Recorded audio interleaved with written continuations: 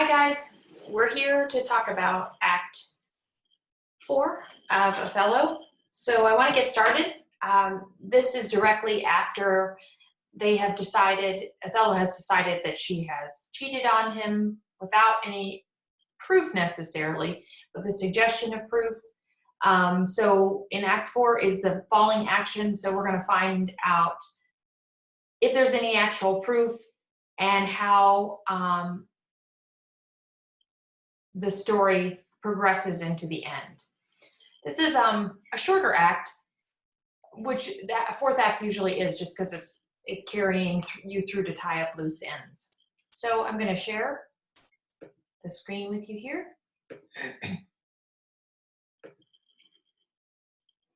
And we're going to talk about the beginning of Act 4. Let me get back up here a little bit.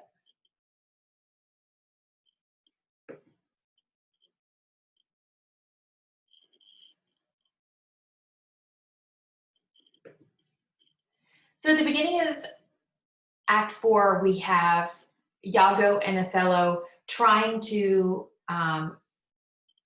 get proof that Cassio is actually having an affair with Desdemona, which again, they are not. It's just totally made up. So they go off into this private part of the castle and they start talking about the possibility. And Iago again brings up the handkerchief. And he's like, I can't believe she would give it to anyone else. Well, he said, well, sometimes women do it by accident. Maybe it was just she lent it to him. So again, Iago is still doing this thing where he's telling him and then he's drawing back to make him even more suspicious. And they talk about her honor, and Othello keeps going back to the fact that she can't be this kind of person. She's not that kind of person. And every time he's in the presence of her, he is reminded about how innocent she is. But it is the words of Iago that drive him to distraction. At this point, Iago says, what? What if I had said I had seen him do you wrong? Or haven't heard him say, as knaves be such broad, who having by their own importunate suit or voluntary dotage of some mistress convinced or supplied them, cannot choose but they must blab. So he's like, well, what if I told you that Cassio confessed to it? Othello says, hath he said anything? Iago, he hath, my lord, but you well assured no more than he'll unswear. So he said it to me, but he won't say it to you. What hath he said? Faith, that he did, I know not what he did. Othello, what? Iago, lie. With her, on her, what you will. Lie with her? We say lie with her and they belie her. Lie with her? That's fulsome. Handkerchief, confessions, handkerchief. To confess and be hanged for labor, first to be hanged and then to confess, I tremble at it. Nature would not invest itself in such shadowing passions with some instruction. It is not words that take me thus. Pish, nose, ears, lips. Is it possible? Confess? Handkerchief? Oh, devil. So at this point, he falls into this epileptic fit where he is so upset about the fact that Iago just said that they have actually had relations, physical relations, and he is excited about the fact that he has upset him to this distraction. And Iago follows up as he's kind of having a fit. Iago says, work on my medicine work. Thus credular fools are caught, and many worthy and chaste dames, even thus, all guiltless meet reproach. What ho? What ho, my lord? What ho? My lord, I say Othello. Cassio, he changes his tune real quick because Cassio comes in. And he's trying to set up,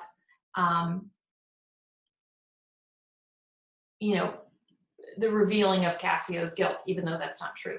So Cassio and Iago have another conversation about Othello, and he's like, no, just leave him alone. He'll be okay for a minute. So I have to ask you about what's happening with you and Bianca. And he's like, oh my gosh, she's ridiculous. I really like her, but she is in love with me, and I don't know if I'm in love with her. She follows me around like a puppy. It's kind of ridiculous.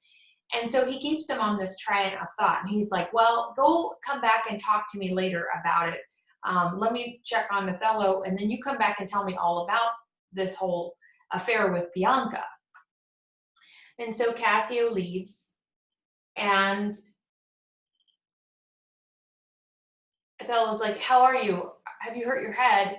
And he's like, are you making fun of me? And he's like, no, no, I'm not. I just wanted to make sure you're okay. And Othello says, a horned man, a monster, and a beast. So he's talking again about that idea of being cuckolded and having the horns on your head when everybody else knows that your wife is cheating on you, but you. So what they come up with this plan, he said, well, I talked to Cassio, and Othello's like, you did? Where was he? And he's like, he's going to come back. Hide yourself, and I will tell you, I'll get him to talk about the affair, and then you can hear what's going on. So he hides himself, and Cassio comes back down. And Othello, or Iago, is talking to Cassio about Bianca, but Othello thinks he's talking about Desdemona, because he says Desdemona out loud, but he's really actually talking about Bianca. So everything that Cassio is saying, Othello, because he's far off and can't hear everything perfectly, thinks that he's talking about Desdemona, when in actuality Cassio is talking about Bianca.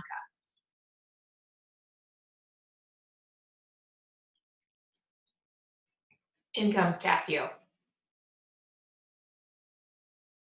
How do you now, Lieutenant? Cassio says, the worse that you gave me addition, whose want even kills me. Iago says, apply Desdemona well, and you're sure on it. And then he whispers, now if this suit lay in Bianca's power, how quickly you shoot speed. So he switches directions there, but Othello can't hear him, so he's still thinking he's talking about Desdemona. Alas, poor caitiff.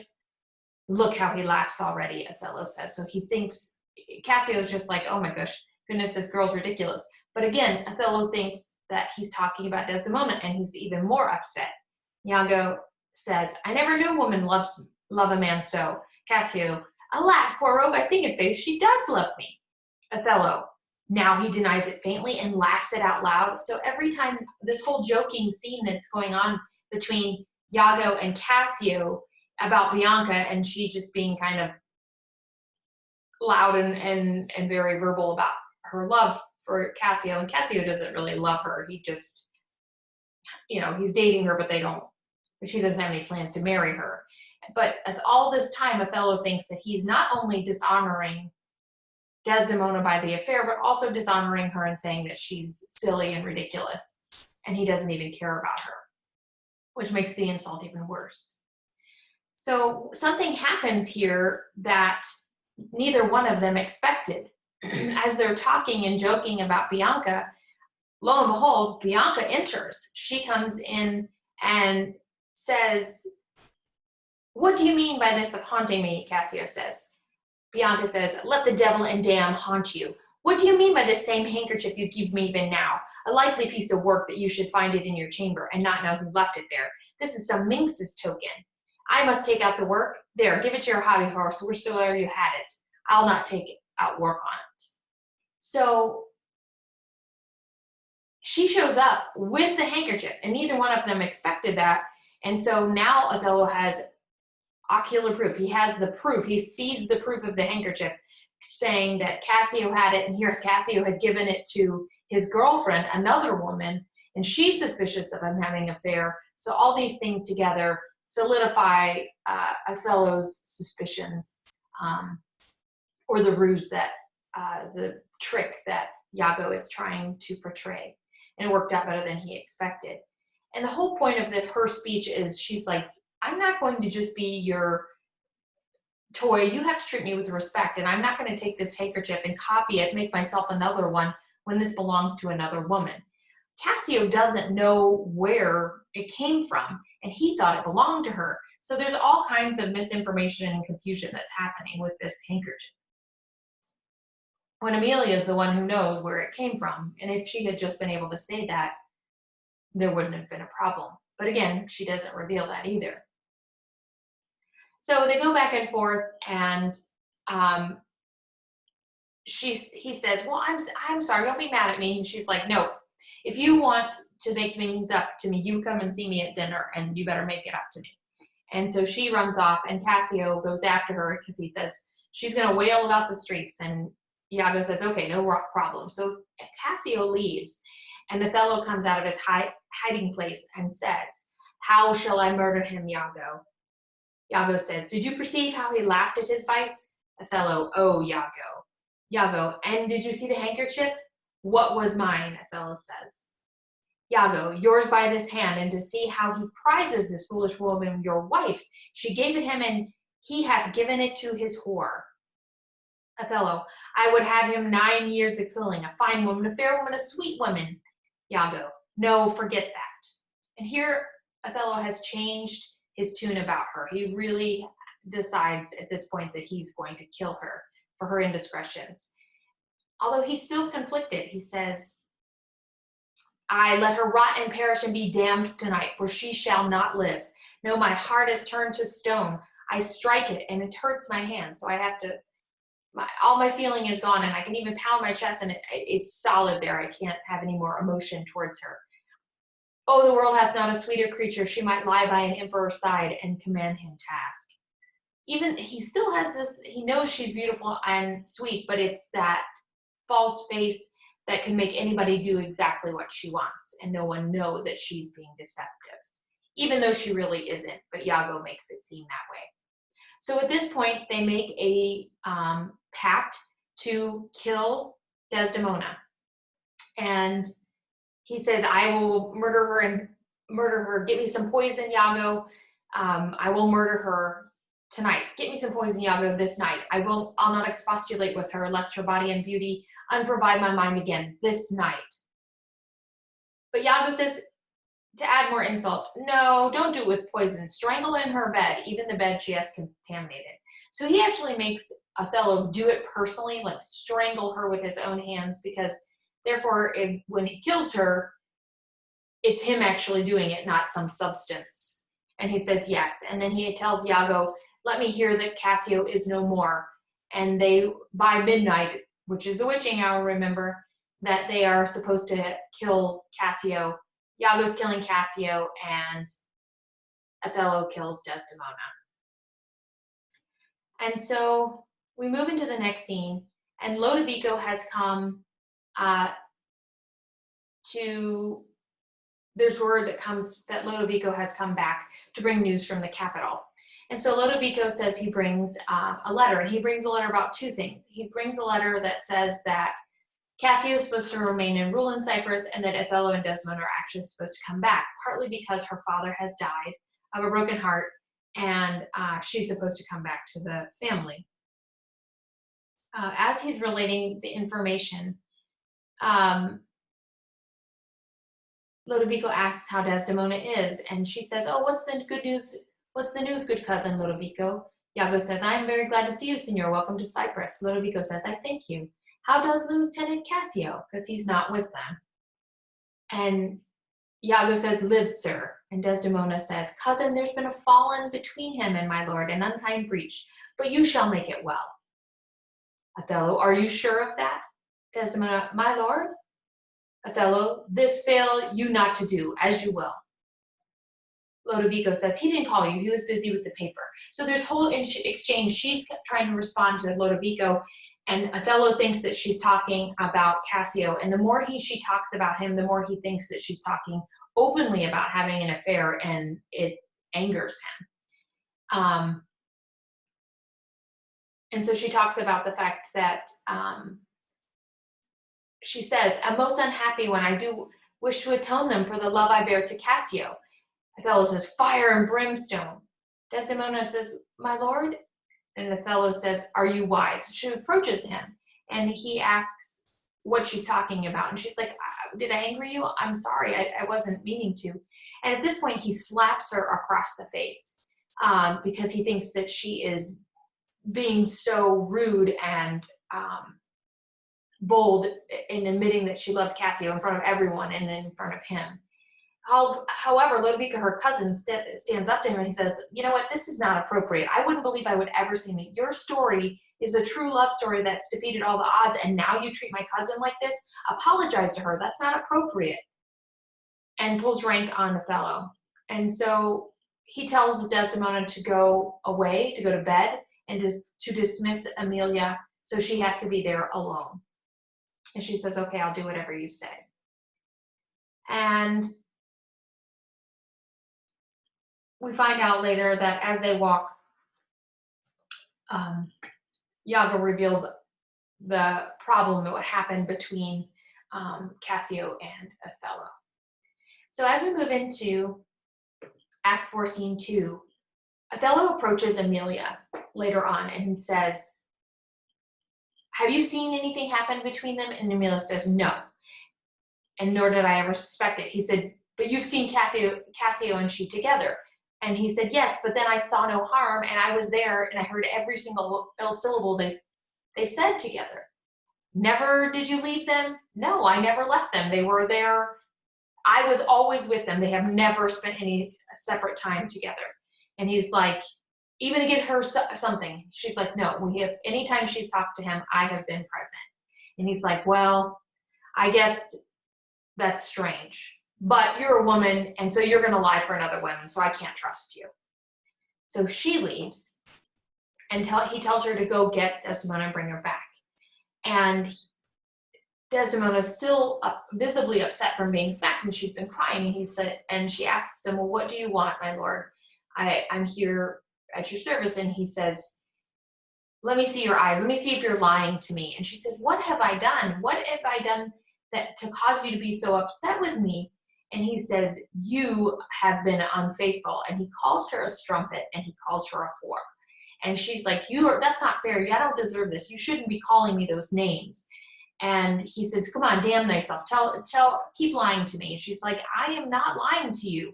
I don't know what you're talking about. Please tell me. Please tell me.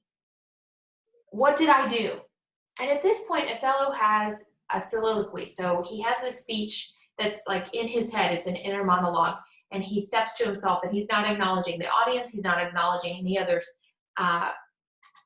actors on stage. And he says, had it pleased heaven to try me with affliction, had he rained all kinds of sores and shames on my bare head, steeped me in poverty to the very lips given to capacity, me and my utmost hopes, I should have found some part of my soul, a drop of patience. But alas, to make me the fixed figure for the time of scorn, to point his slow and moving finger at, yet I could bear that too well, very, very well.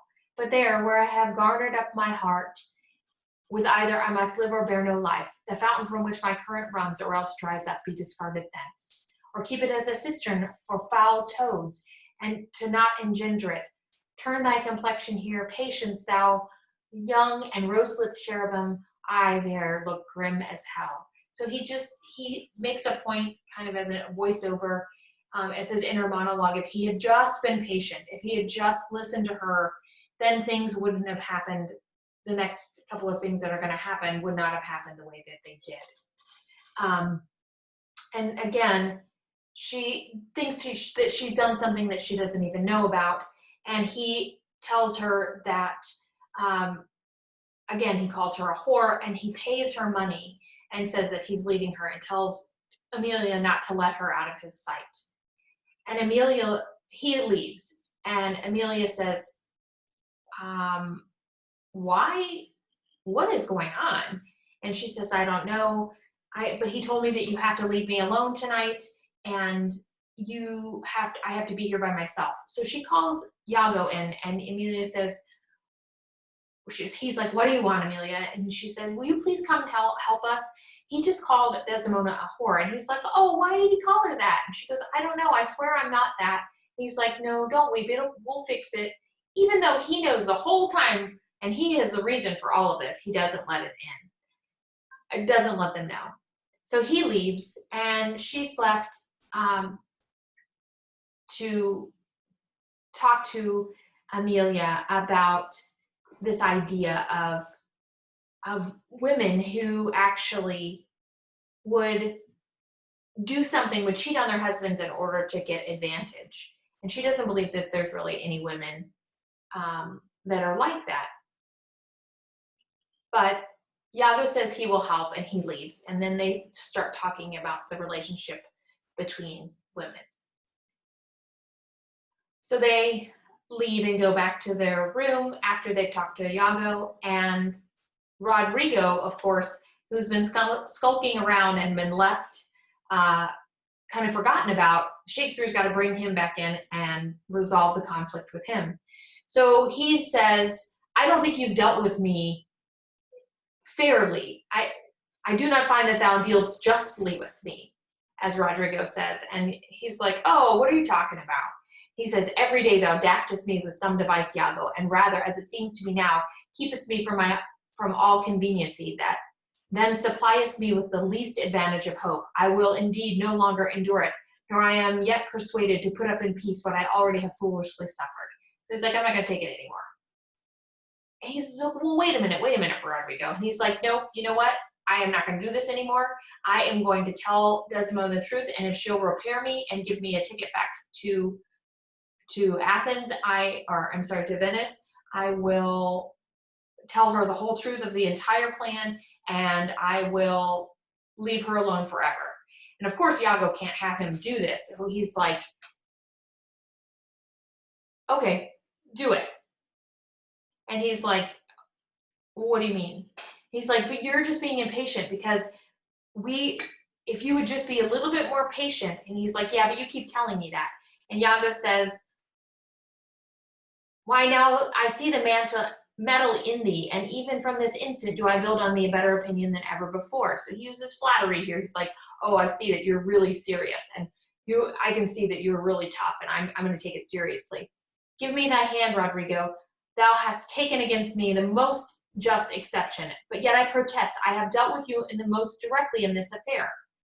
And Rodrigo says, no, it doesn't seem like it hath not appeared so. I grant indeed it hath not appeared, and your suspicion is not without wit and judgment. But Rodrigo, if thou hast in thee, indeed, which I have greater reason to believe now than ever, I mean purpose and courage and valor, this night show it. If thou the next night following not enjoy Desdemona, take me from this world with treachery and devise engines for my life. And he's like, okay, so just give me one more night, and I will promise if you don't have Desdemona by tomorrow, you can kill me. Rodrigo's like, well, okay, what is it? Is it within reason? And he says, sir, there's a special commission from Venice to depute Cassio in Othello's place. Is that true? Then why then Othello and Desdemona return again to Venice? Oh no, he goes to Mantuania and takes away from him the fair Desdemona, unless his abode be lingered here by some accident. So he comes up with this idea that no, not really, he's not going to Venice. There's this other plan, and that Cassio is trying to take his place, and he's a criminal. So eventually he convinces Rodrigo to help him kill Cassio, basically, and for the good of the state, even though, of course, by doing so, it's treason. And Rodrigo says, all right, I will hear more about this. And he said, you shall be satisfied. And so we end Act 4, Scene 2, with the plot of murder of Cassio. And of course, Iago is going to use Rodrigo so he doesn't get in trouble, and he makes everybody else do his dirty work for him. All right, final scene. They go to dinner. Everyone is in the room, and they're retiring for the evening. You have Othello, Lodovico, Desdemona, Emilia, and attendants.